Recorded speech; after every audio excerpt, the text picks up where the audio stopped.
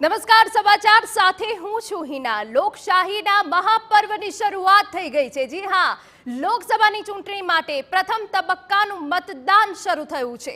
અનેક હસ્તીઓએ પોતાના મતાધિકારનો ઉપયોગ કર્યો છે। લોકોમાં મતદાનને લઈને સવારથી ઉત્સાહ જોવા મળી રહ્યો છે। તમને જણાવી દઈએ કે સવારે 7 વાગે મતદાનની શરૂઆત થઈ ગઈ છે। પ્રથમ તબક્કામાં 21 રાજ્યોની 102 બેઠકો પર મતદાન થઈ રહ્યું છે। 102 બેઠકો સામે 1625 ઉમેદવારો મેદાને છે। આ તરફ મોહન ભાગવતે પણ વહેલી સવારે પોતાના મતાધિકારનો ઉપયોગ કર્યો હતો। એ દ્રશ્ય અમે તમને બતાવી રહ્યા છે। તમિલનાડુના તમામ 39 બેઠકો પર મતદાન થઈ રહ્યું છે। 10 રાજ્ય અને કેન્દ્ર શાસિત પ્રદેશોમાં ચૂંટણી પૂર્ણ થશે। પ્રથમ તબક્કામાં 8 કેન્દ્રીય પ્રધાનો ચૂંટણી લડી રહ્યા છે। 2 પૂર્વ મુખ્ય પ્રધાન અને 1 પૂર્વ રાજ્યપાલ પણ મેદાને છે।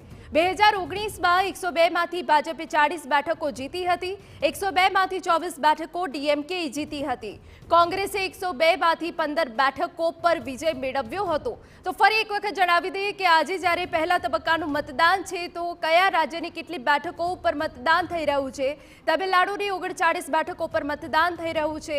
રાજસ્થાનની 12 બેઠકો પર મતદાન થઈ રહ્યું છે। ઉત્તર પ્રદેશની 8 બેઠક, મહારાષ્ટ્રની 6 બેઠક, મધ્યપ્રદેશની 6 બેઠક, આસામની 5 બેઠક પર મતદાન થઈ રહ્યું છે। ઉત્તરાખંડની 5 બેઠક પર મતદાન થઈ રહ્યું છે। બિહારની 4 બેઠક પર મતદાન થઈ રહ્યું છે। પશ્ચિમ બંગાળની 3 બેઠક પર મતદાન થઈ રહ્યું છે। મેઘાલયની 2 બેઠક પર મતદાન થઈ રહ્યું છે। અરુણાચલ પ્રદેશની 2 બેઠક પર મતદાન થઈ રહ્યું છે। તમામ જે દિગ્ગજ નેતાઓ છે વહેલી સવારે પહોંચી રહ્યા છે, પોતાના મતાધિકારનો ઉપયોગ કરી રહ્યા છે।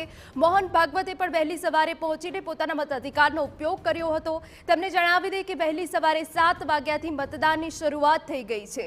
છત્તીસગઢ અને જમ્મુ કાશ્મીરની એક બેઠક માટે આજે મતદાન થઈ રહ્યું છે।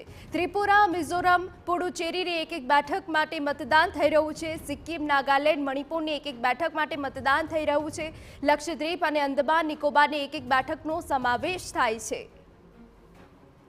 તો પ્રથમ તબક્કાની ચૂંટણીમાં અનેક મોટા ચહેરાઓનું નસીબ દાવ પર લાગેલું છે, જેમાં નીતિન ગડકરી, એન્નામલાઈ રિજિજુ, મેઘવાળ માંઝી સહિતના દિગ્ગજો છે જે મેદાનમાં ઉતર્યા છે।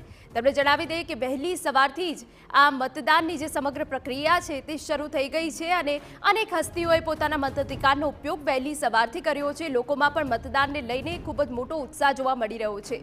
102 બેઠકો માટે 1625 ઉમેદવારો મેદાને છે। જો કે આજે દિગ્ગજોનું ભાવિ ઈવીએમમાં કેદ થશે।